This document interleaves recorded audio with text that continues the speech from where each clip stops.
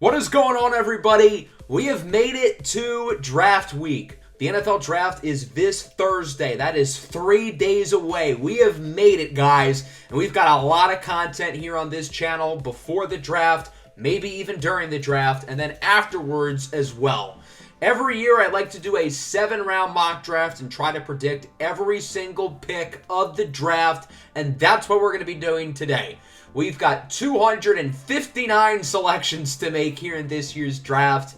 There are no trades because we're going over so many picks. I feel like having trades in here would just be too much information to take in.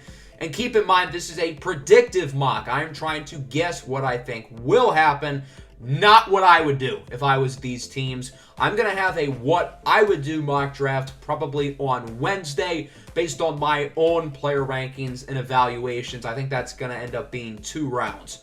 So without further ado, let's get it started. So we're going to format it a little bit different today. As you can see, the graphics look different. Instead of going 8 picks at a time, we have each round on its own separate thing, I guess. We do not have time to go over all 259 picks in depth. I think that would be a little bit silly.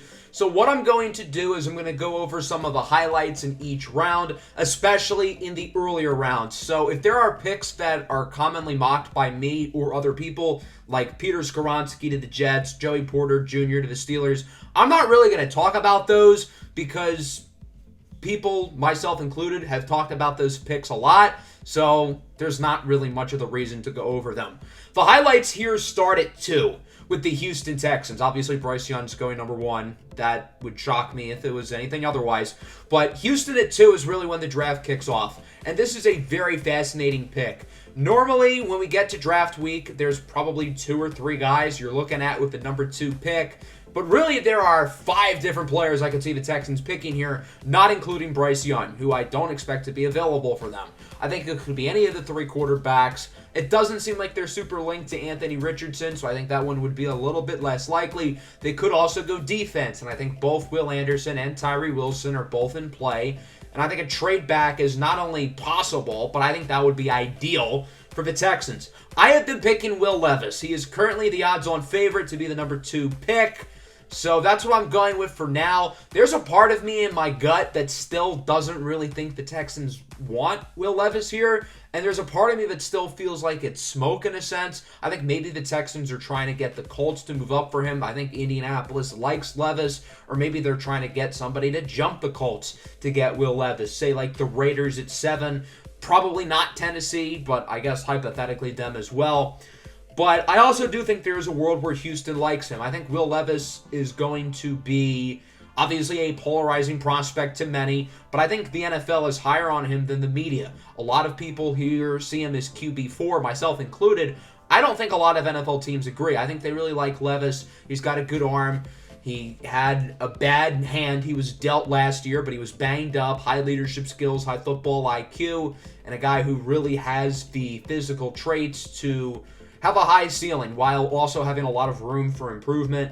So I understand why teams like him. Would I pick him here? No, but I think it's very realistic. Number 3, we've also got kind of a shock here. So there's no trades. So the Cardinals have to stick. And that's obviously not ideal. I think they would love to find a trade.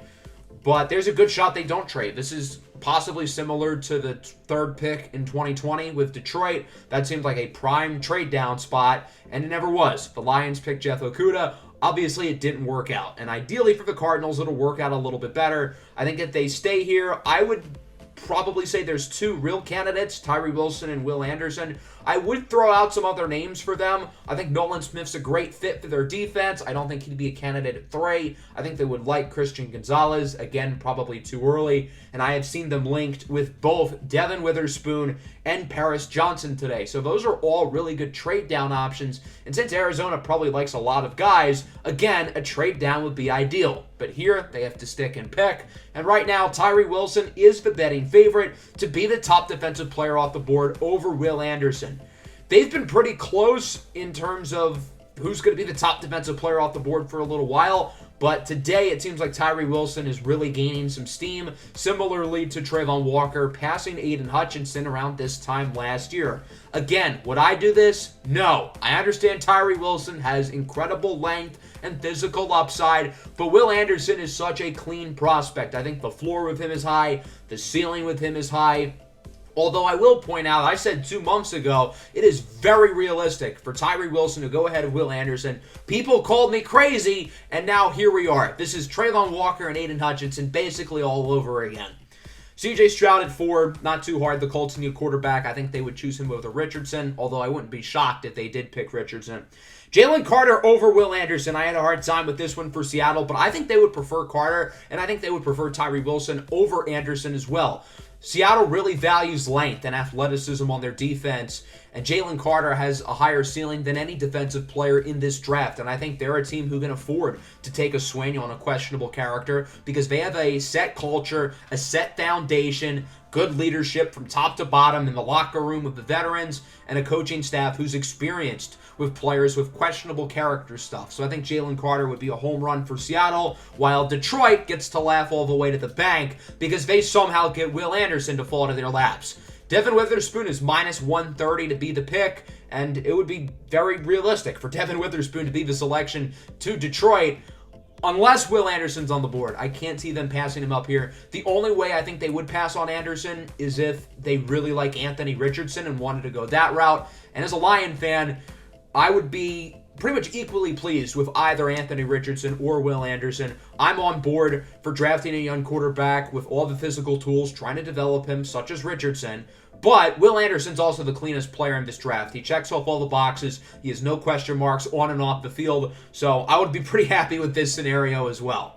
The next super notable pick is Bijan Robinson at 8 to the Atlanta Falcons. There's a lot of steam picking up that this could happen as well. The Falcons have Tyler Algier, who they drafted in the 4th round last year, and had a pretty good rookie season, and he's a guy I really like going forward.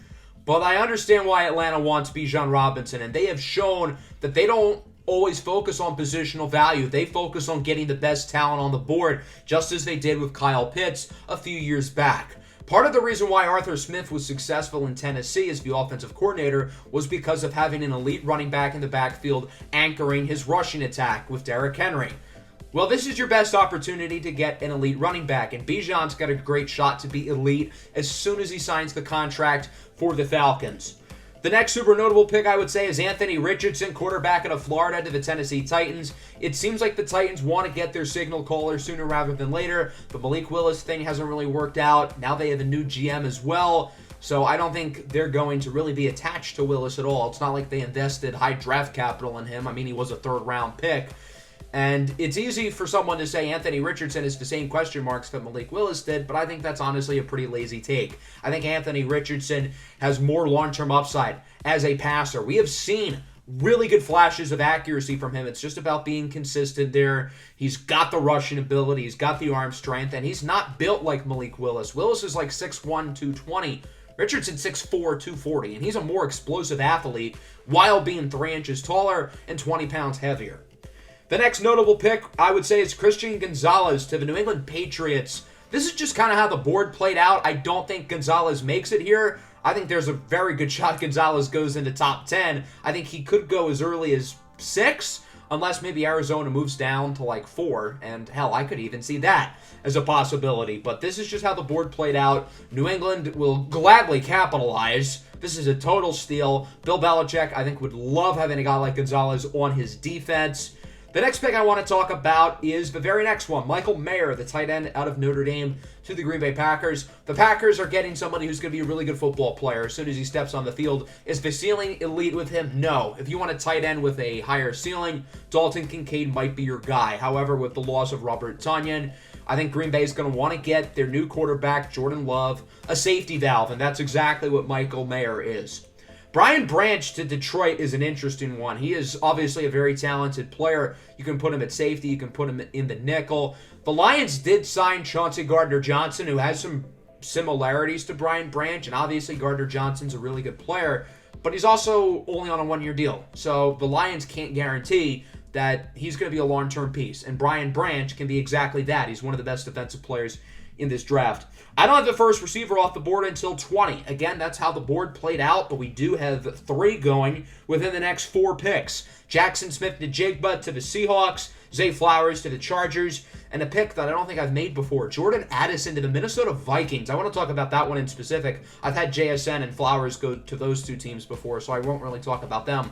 But Jordan Addison to Minnesota is interesting. I think Jordan Addison will be a first-round pick when it's all said and done. There are some questions with his size and his athleticism, but the floor is high. He can produce from the slot and outside. He's a crafty route runner, and I think he'd be a good partner for Justin Jefferson. There are some other routes Minnesota could go here. Defensive back, obviously. I think Tyreek Stevenson would be a great pick. Hendon Hooker is also definitely in play here for Minnesota if they want to go that route. I've seen them linked to the big quarterbacks and maybe making a big move up. I saw a mock draft today that had them go up to number 2, which realistically you would probably have to start with giving up 3 first-rounders and then some.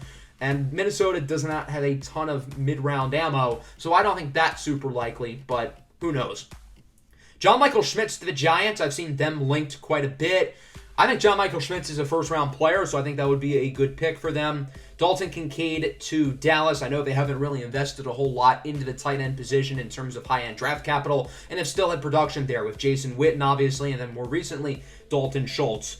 Darnell Wright to the Bills. I know I said recently, wherever you think Darnell Wright is going to go, he is going to go higher. And I think when I said that, I had him at 11 to the Titans. And now that I think about that, I don't think he'd be a great fit there because I think they would rather tough physical run blockers. That's not really Darnell Wright. He's better in pass protection. I do think he goes earlier than this, but again, with no trades, this is just kind of how the board played out. I think if he makes it in the 20s, the Bills are making some calls to try to move up and get him. Minnesota at 23 would make a lot of sense. Baltimore at 22 as well. Neither of those teams have second rounders. So the Bills get super lucky here. They get Darnell Wright to fall into their laps. Another player who goes later than he really should have is Kalijah Kancey to the Cincinnati Bengals. Again, I think he goes earlier than this. He could go as high as the teens. But once more, this is how the board played out. I think in terms of talent within the interior defensive line, there are multiple guys in this draft class who all could go into this range, including Brian Brzee, who I have as the very next pick.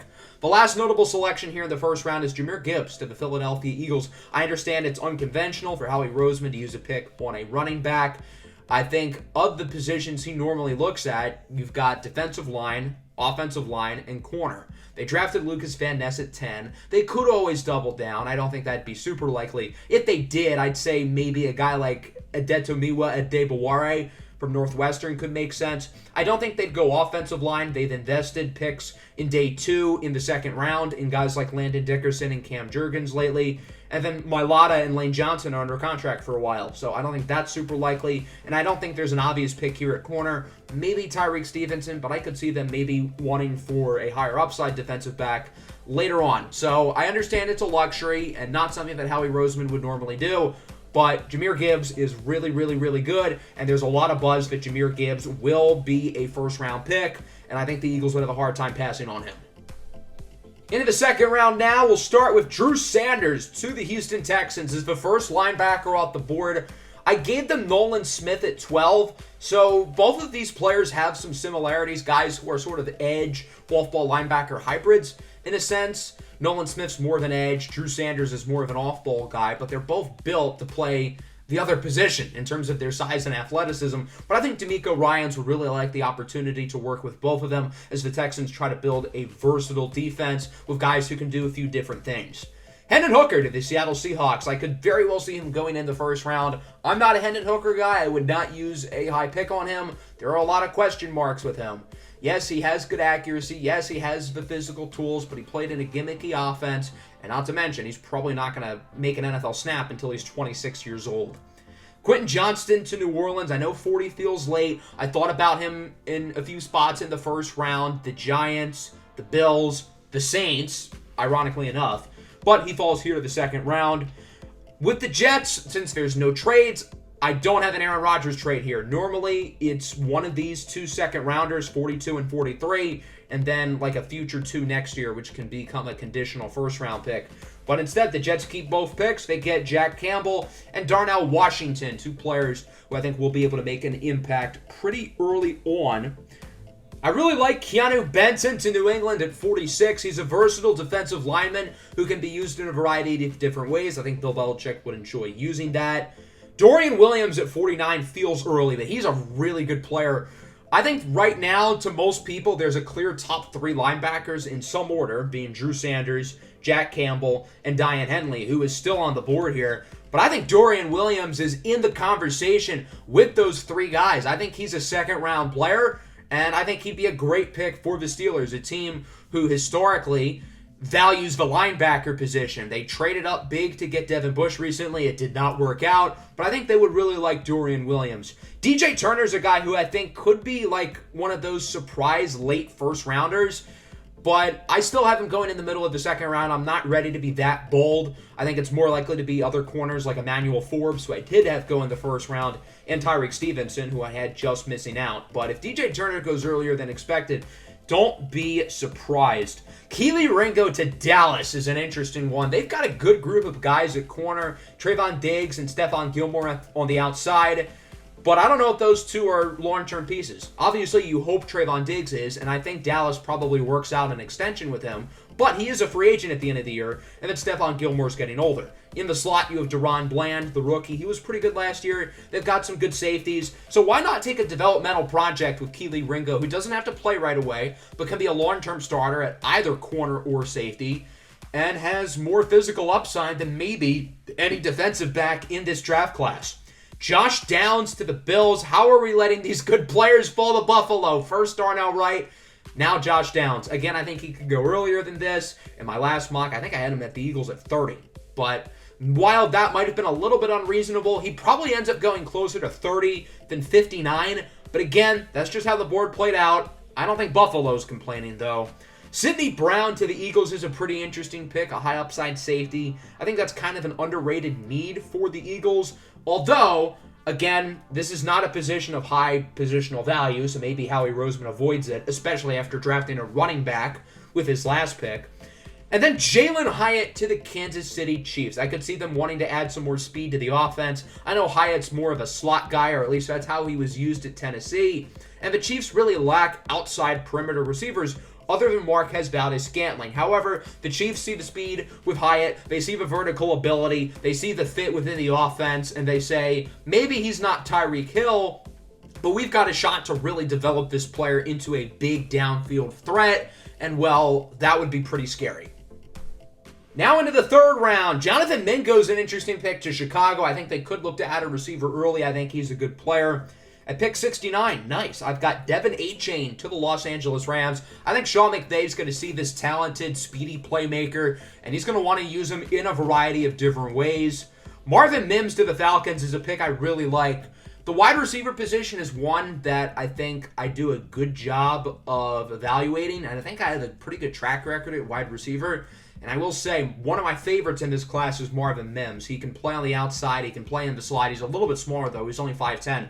But he's a really, really good player. He's consistently improved at Oklahoma, and I think he's going to be a really, really good pro. A.T. Perry to the Packers. He just feels like a Green Bay receiver. And Nick Herbig, a couple picks earlier, just feels like a New England Patriot. Tank Dell to the Colts. They've already kind of got their bigger possession receivers with Michael Pittman and Alec Pierce, who they've used second-round picks on. So now you get more of your gadgety playmaker. You can put him in the slot. I think he'd be a good fit for that offense. I really like the idea of Trenton Simpson at 81 to Detroit. I think the Lions are actually pretty happy with their linebackers. You've got Alex Anzalone, the captain of the defense. Malcolm Rodriguez is a good young player who produced well for a day 3 draft pick last year. So I don't think the Lions need to invest a high selection into linebacker. However, I could see them taking a swing on upside here with Trenton Simpson. I think the Lions can afford to take a gamble on an athletic project. So I think that pick would make a lot of sense for them here at this range of the draft. I had the two Byron Youngs going right next to each other. Byron Young out of Tennessee to the Bucs at 82,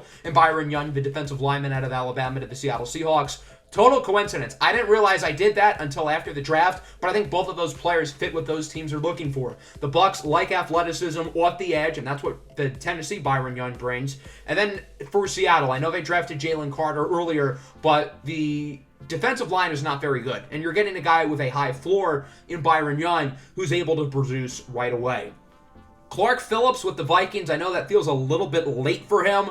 He doesn't really have great size, but the production is there, and I think he's a good player.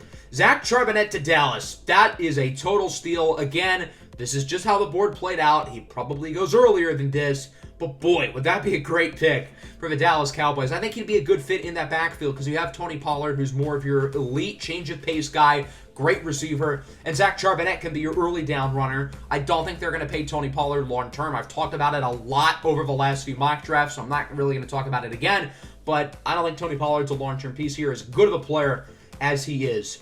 I've had this pick before, but I really like it. It's Israel Abanikanda to the Arizona Cardinals. He's a high upside running back who I think really has a ceiling to be very good. He's one of the youngest players in the draft. He doesn't turn 21 until October. He's a little bit raw, but he's got really impressive speed and explosiveness, and I think he would be a fun addition to the Arizona offense. Now, into the fourth round now. I think Chase Brown starting things off is a really interesting pick. The Bears have running backs who I really like. I'm a big fan of Khalil Herbert. I think he's a very good player. And then they signed D'Onta Foreman in free agency, who I think is one of the most underrated players in the NFL, period. That guy's been really good over the last 2 years, and I hate that he's on the Bears. But I could still see them look for a more change of pace receiver out of the backfield, and that can be Chase Brown. Tanner McKee to the Raiders. I've had this fit of team and player before. I could see the Raiders looking for more of a pocket passer style. That's what Josh McDaniels worked with for so long with Tom Brady, so I could see him doing that with Tanner McKee. Eli Ricks to Green Bay, I think, is an interesting pick. He fits the size and athletic profile that I think Green Bay would want at the cornerback position. He comes from a big program, University of Alabama. Before that, he was at LSU. Got off to a big start in his college career. Then things kind of winded down. He didn't play as well the last 2 years. He's had some legal issues, but I could see Green Bay taking a shot on him in the fourth round. Very next pick, Charlie Jones to New England. Pretty self-explanatory. Jake Haener to Minnesota, the quarterback. I think the Vikings will use a decently high pick on a QB. I think they could like Jake Haener. And here I have them picking him over Dorian Thompson-Robinson. Got a couple of running backs, Roschon Johnson to the Chiefs and Dwayne McBride to the Jaguars. Both of those teams have good players in the backfield. Jacksonville with Travis Etienne, Kansas City with Isaiah Pacheco, and Jerick McKinnon. But I think both teams might look for more short yardage, early down runners, and I think both of those guys fit that bill. One of my favorite players in the draft, Sean Tucker, the running back out of Syracuse, goes to the New York Giants at 128. Physically, he's built like Saquon Barkley, so I mean, it works. And then after that, Travius Hodges-Tomlinson to the Kansas City Chiefs. We're just letting all these really good teams snag up all these really good players. And Dorian Thompson-Robinson to New England.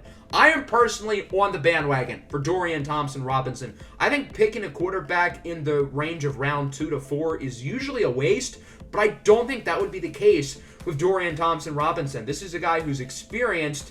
He has shown significant improvement every single season of his collegiate career at UCLA, and I like the athletic profile of him. He obviously still has some work to do, got to be more consistent as a thrower, but I like this pick for New England. They don't seem convinced that Mac Jones is their guy. I know they drafted Zip and Zappy in the fourth round last year, but Dorian Thompson-Robinson has physical traits that neither of those guys too, so maybe this lights a fire under Mac Jones going forward.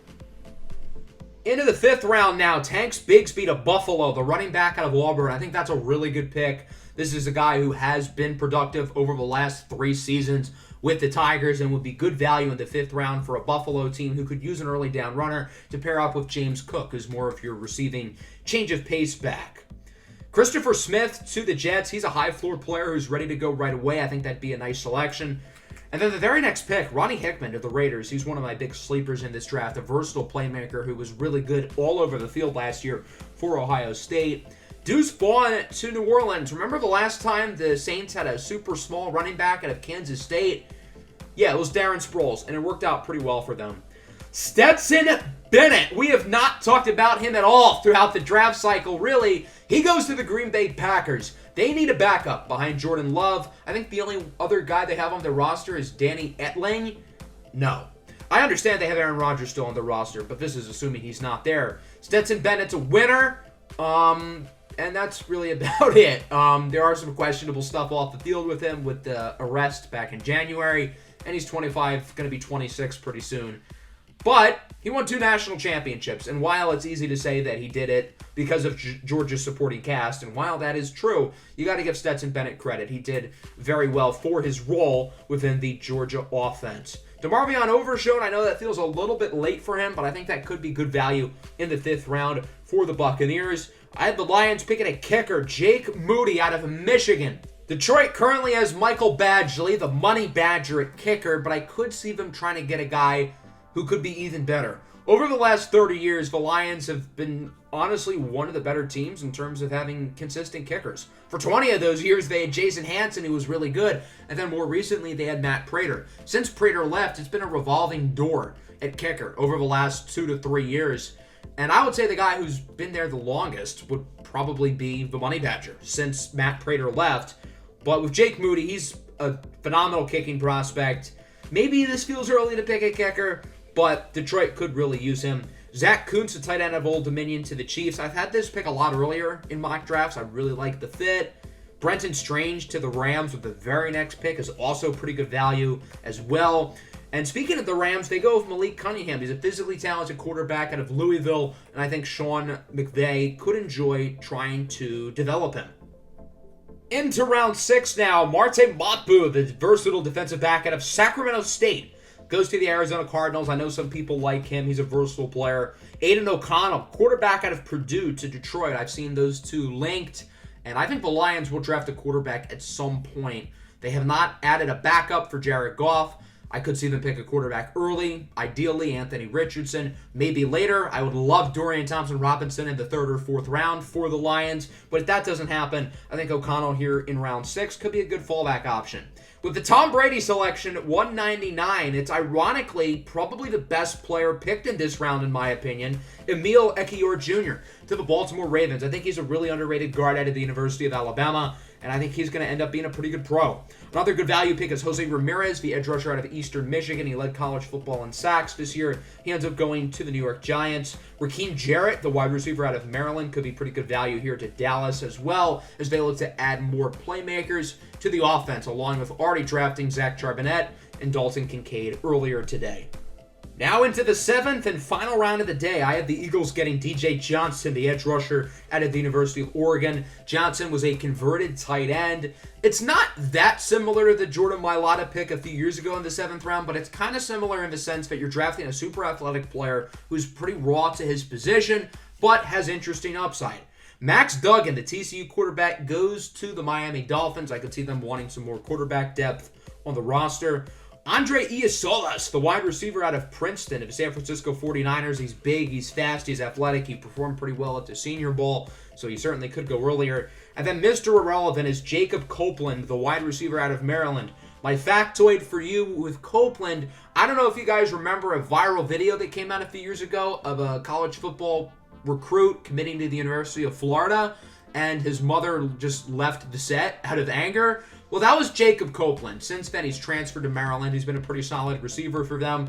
I'm curious if he ends up getting drafted to the Texans, if his mother would do the same thing. And if she did, I would not entirely blame her. So that'll wrap up the 7-round mock draft. If you have questions about other picks that I did not go over, you can put them down below in the comments, or you can go join my Discord server. The link is in the description. The server is mainly for my main channel, but we do talk a lot of real-life sports in there. Obviously, the NFL draft, particularly over this next week or so, since, well, that's kind of the big deal right now. Plenty more draft content coming out here over these next few days leading up to the draft. So again, make sure to be subscribed and have your notification bell on for more. Peace out.